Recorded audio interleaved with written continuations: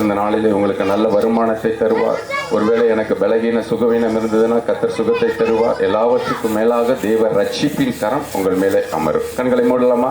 எல்லாரும் கண்களை முடிக்கங்க. ஏசப்பா ஆண்டவரே, நாங்கள் உமக்காக நன்றி செலுத்துகிறோம் ராஜா. இந்த நாளிலுமாய் கூட எங்களுடைய ஊருக்கு வந்தீரே, எங்களை ஆசீர்வதிக்கும்படியாக கடந்து வந்தீரே.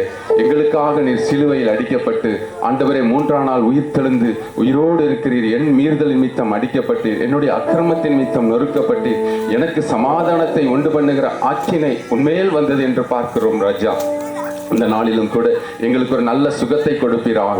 இது நாள் வரையில் எங்களுக்கு இருக்கிற எல்லா சிக்னஸ் ஆண்டவரே, எல்லா விதமான தலைவலி, வயிற்றுவலி, எப்படிப்பட்ட வியாதிகளாக இருந்தாலும் இயேசுவின் நாமத்தினாலே இந்த நாளிலே உங்களுடைய பிள்ளைகளை விட்டு வெளியேறும்படியாக செபிக்கிறேன். ஆண்டவர் அற்புதத்தை செய்யும். எல்லா பிள்ளைகளாக இருக்கிற இந்த பிள்ளைகள் ஆண்டவரே இனி வேலை செய்கிற எல்லா வேலைகளை ஆசீர்வதியும். இவர்கள் கையிட்டு செய்கிற பிரயாசங்களை ஆசீர்வதித்து கர்த்தர் கனப்படுத்தும். அப்படியாய் கூட ஆண்டவராகிய தேவனே, ஹல்லேலூயா, இவருடைய ரட்சிப்புக்காக நான் செபிக்கிறேன். ஆண்டவரே, மரத்திலே தூக்கப்பட்ட எவனும் சபிக்கப்பட்டவன் என்று எழுதியிருக்கிறபடி இயேசுவானவர் இவர்களுக்காய் நீர் சாபமானீரே.